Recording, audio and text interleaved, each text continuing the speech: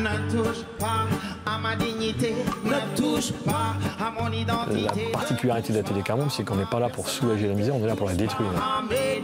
Il y a des familles qui nous appelaient les cas sociaux. Et tout ça, moi, je me dis, mais pourquoi cas sociaux? Et la pauvreté est une maladie, quoi, qu'il faut éradiquer. Abolir la misère, comme on a aboli l'esclavage, maintenant il faut abolir la misère.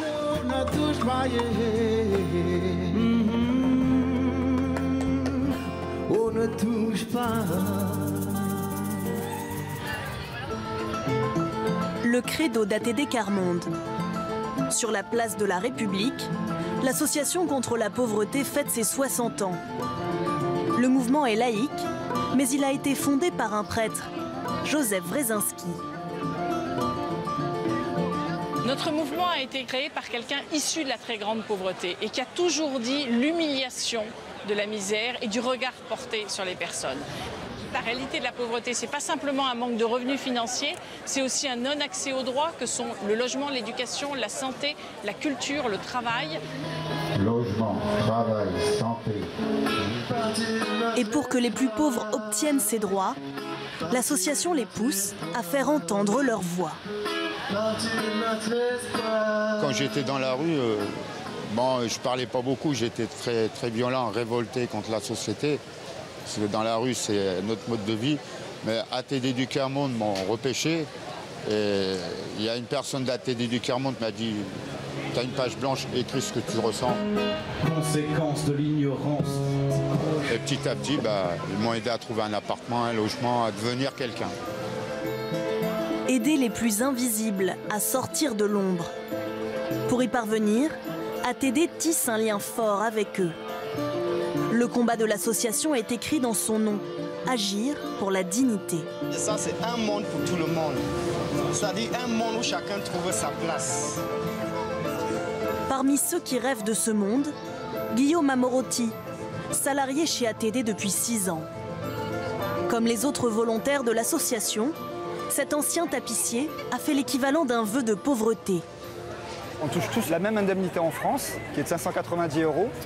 On a le logement, donc c'est souvent en colocation.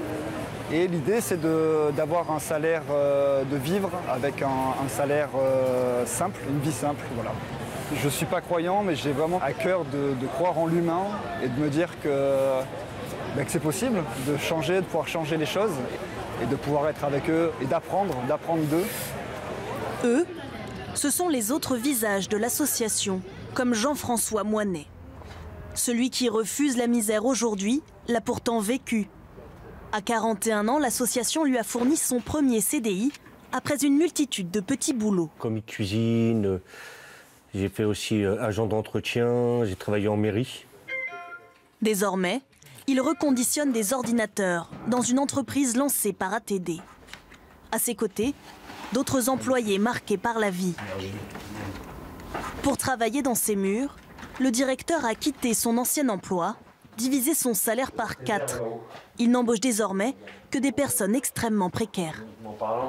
Les personnes qui viennent de la précarité sont a priori choisies comme étant ceux à qui personne n'offre rien.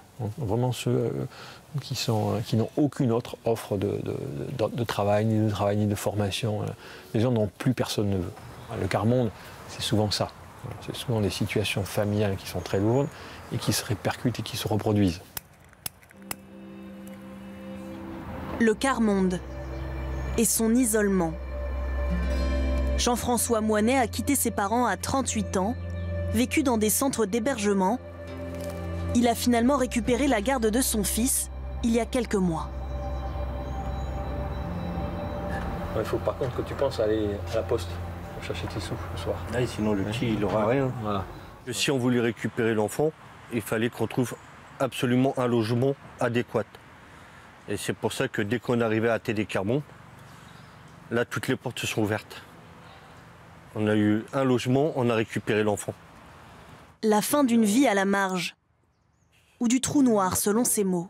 J'ai plus de dignité, j'ai plus de liberté et j'ai plus de confiance en moi. En confiance, Ah oui. depuis qu'il est entouré. Sinon, je ne vais pas pouvoir... Elle est dans une enveloppe sur le bureau de Pierre-Antoine. D'accord. Tu regardes? Regarde. Sinon, je ne veux pas me retrouver dehors. Oui. Ce soir, les deux hommes pousseront ensemble les portes de l'Olympia. ATD y organise un concert caritatif. Aux côtés des militants, des artistes engagés. Dans les coulisses, les contacts se nouent. C'est avec plaisir, c'est sans forcer vraiment. Super. Merci. Merci. La tête d'affiche, Laurent Voulzy, allié de l'association depuis longtemps, mais sensible à la cause depuis toujours. J'ai pas vécu dans la précarité, mais j'ai connu les fins de mois difficiles, beaucoup dans mon enfance, avec ma mère qui nous élevait seuls. Donc peut-être c'est un mouvement qui m'a peut-être touché à cause de ça, quoi. Il faut pas que ce soit non plus les gens riches qui parlent des pauvres, c'est les gens qui sont dans le besoin, qui vivent leur vie dans la misère, c'est à eux de parler, quoi.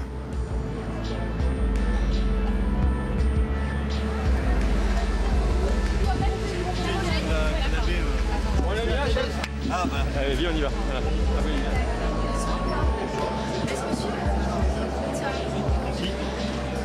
Dans la salle comme dans les coulisses, les partisans du mouvement viennent de tous les horizons.